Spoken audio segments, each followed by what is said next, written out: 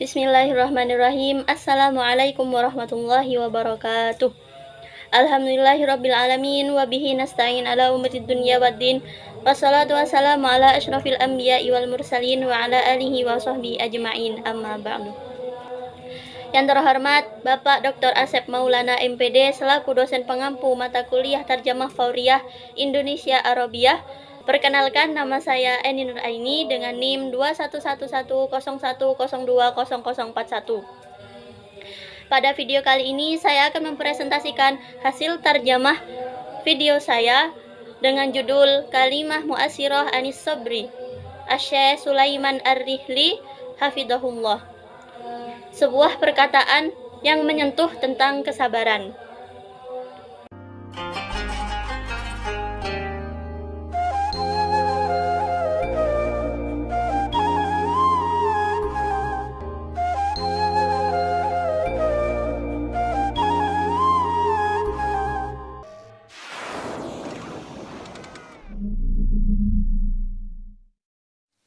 والوصية الثالثة التي أوصي نفسي وإخواني بها الصبر، فالصبر عباد الله، فالصبر نور للمؤمن في الدنيا. يقول النبي صلى الله عليه وسلم: والصبر ضياء، والصبر سبب للفوز العظيم عند لقاء الله عز وجل. يقول الله عز وجل: إنما يوفى الصابرون أجرهم بغير حساب. فوصيتي أيها الإخوة أن نصبر على طاعة الله سبحانه وتعالى، وأن نصبر عن معاصي الله عز وجل، وأن نصبر على مر أقدار الله عز وجل. نصبر على طاعة الله ونتصبر على طاعة الله، ونذكر أنفسنا بأن الله عز وجل يحب هذه الطاعة ويحب من أطاعه، وجعل الحياة الطيبة لمن أطاعه. من عمل صالحا من ذكر أو أنثى وهو مؤمن فلنحيينه حياة طيبة. Dan perintah ketiga yang aku perintahkan untuk diriku sendiri dan untuk saudara-saudaraku ialah sabar. Sabarlah dengan kesabaran yang diberikan oleh Allah, karena kesabaran adalah cahaya bagi orang yang beriman, seperti yang disebutkan oleh Nabi Muhammad SAW. Dan kesabaran adalah cahaya. Hadis riwayat Muslim. Kesabaran menjadi alasan kemenangan yang besar ketika bertemu dengan Allah. Allah berfirman, sesungguhnya hanya orang-orang yang bersabarlah yang dicukupkan pahalanya tanpa batas. Quran Surat Az-Zumar ayat 10. Wasiatku kepada kalian, wahai saudara-saudaraku, adalah untuk bersabar dalam ketaatan kepada Allah Subhanahu wa Ta'ala, bersabar untuk tidak bermaksiat kepada Allah, bersabar atas pahitnya takdir yang sudah ditetapkan oleh Allah, bersabar dalam ketaatan kepada Allah, serta mengingatkan diri kita sendiri untuk terus bersabar dalam menaati Allah. Karena Allah menyukai ketaatan tersebut, menyukai orang-orang yang taat kepadanya, serta menganugerahkan kehidupan yang baik kepada orang-orang yang taat kepadanya. Barang siapa yang mengerjakan amal soleh, baik laki-laki maupun perempuan, dalam keadaan beriman, maka sesungguhnya akan kami berikan kepadanya kehidupan yang baik, dan sesungguhnya kami akan beri balasan kepada mereka dengan pahala yang lebih baik dari apa yang telah mereka kerjakan. Quran Surat An-Nahl ayat 97. صعبت علينا الطاعة ذكرنا أنفسنا بأن الله عز وجل قد جعل الطاعة سببا لدخول الجنة، وأن الله أعد في جنته للطائعين ما لا عين رأت ولا أذن سمعت ولا خطر على قلب بشر. إذا كنا نقرأ القرآن ونحفظ القرآن ونعم ما هي وصعب علينا ذلك، ذكرنا أنفسنا بأن القرآن كلام الله، وأن الله يحب من يقرأ كلامه ويحب من يتدبر كلامه، وجعل العزة لمن حفظ كلامه. رفعه الله في الدنيا ويرفعه الله عز وجل في الجنة، فيهون علينا أن نحبس أنفسنا على قراءة القرآن وعلى حفظ القرآن إذا صعبت علينا الصلاة مع الجماعة ذكرنا أنفسنا بأن الله يحبها ويحب من يفعلها وأنها طريق الجنة، وهكذا في سائر الطاعات. Ketaatan yang sulit bagi kita adalah mengingatkan diri kita sendiri. Maka dari itu Allah menjadikan ketaatan sebagai sebab untuk masuk surga, dan Allah telah menyediakan di surganya bagi orang-orang yang taat apa yang tidak pernah dilihat oleh mata, didengar oleh telinga, dan apa yang tidak pernah terlintas dalam pikiran manusia. Jika kita sulit untuk membaca Al-Quran, menghafal Al-Quran, maka dari itu kita harus mengingatkan kepada diri kita bahwa Al-Quran adalah kalamullah, dan sesungguhnya Allah menyukai orang-orang yang membaca Al-Quran, menyukai orang yang merenungkan maknanya, serta memuliakan orang-orang yang menghafal Al-Quran, mengangkat derajatnya di dunia dan di akhirat. Maka dari itu, kita lebih mudah untuk terus menjaga diri dalam membaca dan menghafal Al-Quran. Dan jika kita sulit untuk sholat berjamaah, kita harus mengingatkan kepada diri kita bahwa Allah menyukainya dan menyukai orang-orang yang melakukannya. Karena itu adalah jalan menuju surga, dan demikian pula dengan semua ketaatan lainnya. ونصبر عن معصية الله، وإذا دعتنا النفس الأمارة بالسوء إلى المعصية، ودعتنا شياطين الجن والإنس إلى المعصية، إلى أن نعصي الله عز وجل، ذكرنا أنفسنا بأن الله يرانا وأن الله يسمع كلامنا، فنستحي من الله أن يرانا ونحن نعمل المعصية، نستحي من الله أن يسمعنا ونحن نتكلم بالمعصية. نذكر أنفسنا بأن الله قد توعد العصاة بنار جهنم التي هي أشد حرا من كل حر. نذكر أنفسنا بأننا سنقف بين يدي الله عز وجل، وأن الله سيكلمنا، وأن الله سيسألنا عن ذنوبنا، فبأي أمر نجيب ربنا سبحانه وتعالى. Dan kita harus bersabar untuk tidak bermaksiat kepada Allah ketika jiwa mengajak keburukan hingga mengajak kita berbuat dosa. Dan jika setan-setan, baik dari jin maupun manusia, mengajak kita untuk berbuat dosa sehingga kita melakukan dosa terhadap Allah, kita harus ingat bahwa Allah melihat kita dan mendengar setiap apa yang telah kita perbuat. Dan kita harus malu kepada Allah ketika Allah melihat kita berbuat maksiat. Kita harus malu kepada Allah ketika Allah mendengar kita berbicara tentang maksiat, serta kita harus ingat bahwa Allah telah menjanjikan neraka jahanam bagi orang-orang yang berbuat maksiat, neraka yang lebih panas daripada semua api. Maka dari itu, kita harus mengingatkan diri kita sendiri bahwa kita akan berdiri di hadapan Allah, dan Allah akan berbicara dan bertanya kepada kita tentang dosa-dosa yang telah kita lakukan. Maka dengan apa kita akan menjawab itu semua kepada Allah Subhanahu wa Ta'ala? ما منكم من أحد إلا سيكلمه ربه ليس بينه وبينه ترجمان فينظر أيمن منه فلا يرى إلا ما قدم وينظر أشأم منه فلا يرى إلا ما قدم وينظر تلقاء وجهه فلا يرى إلا النار. الله عز وجل يوم القيامة يحاسب عباده، فمنهم من يدني عليه كنفه ويقول له أتذكر ذنب كذا، أتذكر ذنب كذا، أتذكر ذنب كذا. فتصور عبد الله أن الله القوي العزيز الجبار في يوم القيامة يسألك عن هذه الذنوب التي تلتذ بها في الدنيا، فما هذا المقام؟ فذكر نفسك بذلك، فإن ذلك يزجرك عن معصية الله ويعينك على الصبر عن معصية الله سبحانه وتعالى. نصبر على مر الأقدار، فالله عز وجل قدر الأقدار حلوها ومرها، فإذا أصابتنا المصائب صبرنا على مر القدر عند أول المصيبة. Tidaklah salah seorang di antara kalian melainkan akan diajak bicara oleh Tuhannya dengan tanpa juru penerjemah saat ia melihat Saat ia melihat sebelah kanannya, maka ia tidak melihat selain amalnya yang pernah dilakukan.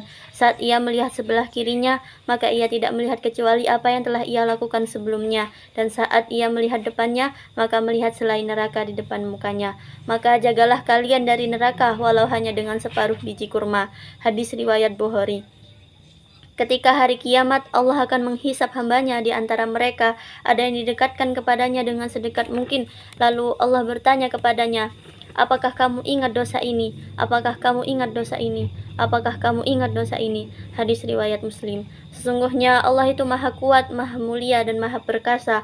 Maka bayangkanlah wahai hamba Allah, di hari kiamat ketika Allah bertanya terhadapmu tentang dosa ini. Itu adalah saat dimana kamu akan diingatkan tentang dosa-dosa yang kamu lakukan di dunia. Maka ingatlah, dengan mengingatnya itu akan menjagamu untuk menjauh dari maksiat kepada Allah, dan itu akan membantumu untuk bersabar dalam menjauhi maksiat kepada Allah. Ketika kita bersabar menghadapi segala ketetapannya, karena Allah Subhanahu wa Ta'ala telah menetapkan segala takdir, baik yang manis maupun yang pahit. Ketika cobaan menimpa kita, kita harus bersabar meski pada awalnya adalah takdir yang pahit. النبي صلى الله عليه وسلم على امرأة تبكي على قبر لابنها أو قريب لها، فقال صلى الله عليه وسلم اتق الله واصبري، فقالت إليك عني فإنك لم تصب بمصيبتي، فتركها النبي صلى الله عليه وسلم ومضى. فلما أخبرت بأنه النبي صلى الله عليه وسلم هالها ذلك وأصبحت تسعى وراء رسول الله صلى الله عليه وسلم حتى أدركته في بيته وأخذت تقول معتذرة يا رسول الله ما عرفتك، يا رسول الله ما عرفتك. فقال لها النبي صلى الله عليه وسلم إنما الصبر عند الصدمة الأولى. Nabi Shallallahu Alaihi Wasallam pernah melewati seorang wanita yang sedang menangis di atas kuburan anaknya atau kerabatnya. Lalu Nabi bersabda, bertakwalah kamu pada Allah dan bersabarlah. Wanita itu menjawab, menjauhlah engkau dariku, sesungguhnya engkau belum pernah merasakan musibah yang menimpaku. Setelah itu Nabi meninggalkannya dan melanjutkan perjalanannya. Kemudian ketika dia diberitahu bahwa itu adalah Nabi Muhammad SAW, dia terkejut dengan itu dan mulai mencari Rasulullah hingga menemukannya di rumahnya.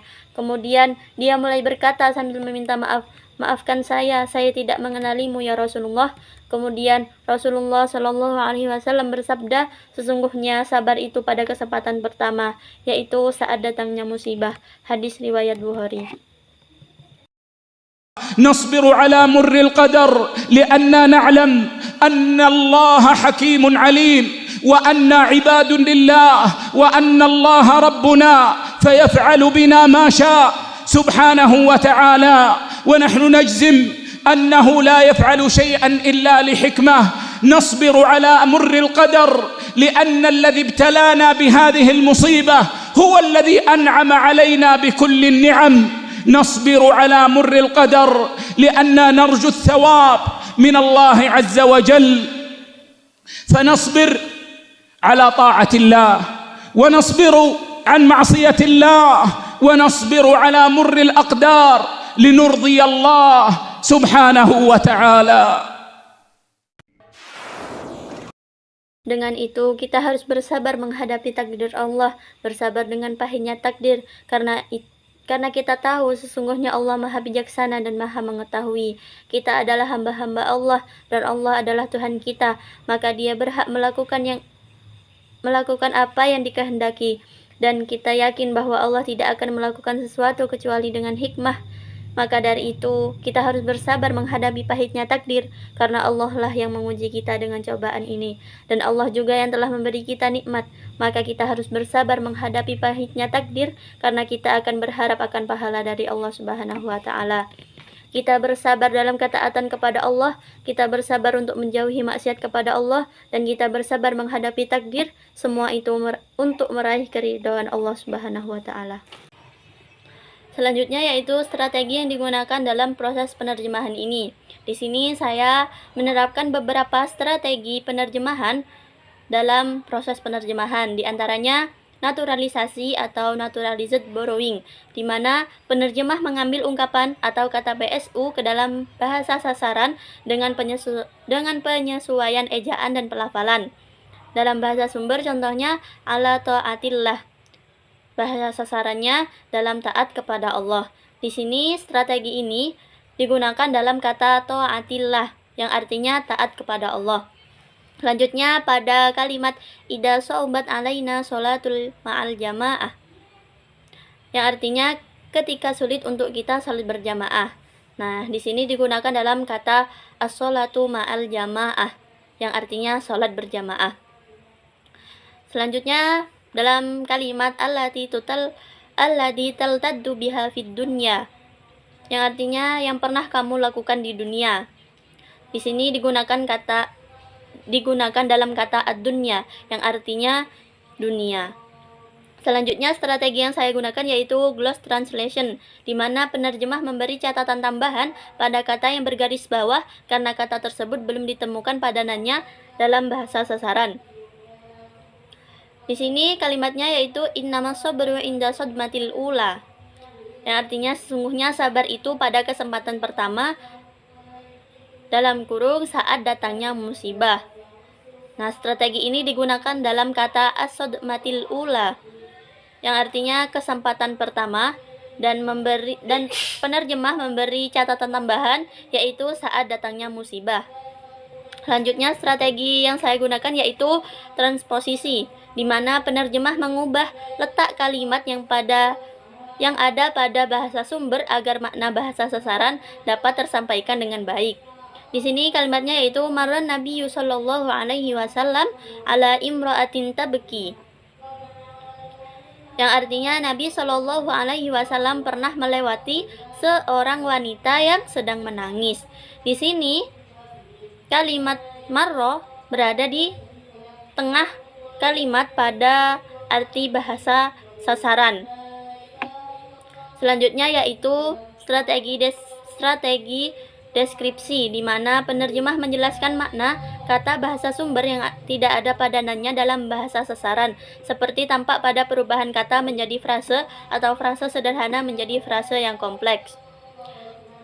Di sini kalimatnya yaitu wa annasbiru ala murri aqdarillahi azza wa jalla, yang artinya bersabar atas pahitnya takdir yang sudah ditetapkan oleh Allah. Strategi ini digunakan dalam kata aqdari, di mana yang artinya takdir ditambahkan deskripsi yaitu yang sudah ditetapkan. Selanjutnya pada kalimat na'lamu annallaha hakimun alim, yang artinya kita tahu sesungguhnya Allah Maha Bijaksana dan Maha Mengetahui. Di sini hakim bijaksana ditambahkan kata maha. Begitupun dengan kata mengetahui. Selanjutnya yaitu strategi yang saya gunakan ekspansi atau penambahan. Dalam kalimat nasbiru ala aqdarillah, yang artinya kita harus bersabar menghadapi takdir. Di sini strategi ini digunakan dalam kata nasbiru, yang artinya kita harus bersabar. Selanjutnya pada kalimat linurdiyallah subhanahu wa ta'ala. Di sini digunakan dalam kata linurdia yang artinya untuk meraih keridhaan. Selanjutnya yang terakhir yaitu strategi adaptasi. Penerjemah mengubah pesan untuk disesuaikan dengan pembaca bahasa sasaran. Di sini dalam kalimat wala khatara ala qalbi basyarin, yang artinya apa yang tak pernah terlintas dalam pikiran manusia. Strategi ini digunakan dalam kata qalbi basyarin, yang artinya pikiran manusia. Selanjutnya yaitu kosakata baru yang penerjemah dapatkan dalam proses penerjemahan ini. Di antaranya yaitu yarju, mengharap, yuhibbu, menyukai, ja'ala, menjadikan, at-thayyibah, baik, hayatan, hidup, so'ubat, kesulitan, a'adda, menyediakan, at-ta'i'ina, orang-orang yang taat, khotoro, terlintas, yatadabbaru, merenungkan, al-izzata, kemuliaan, rafa'ah, mengangkat, Nah bisa menahan, fayuhawwin memudahkan, toriku jalan, al-maksiyati maksiat, asyaddu amat sangat, murron pahit, marro melewati, atadzkuru apakah kamu ingat.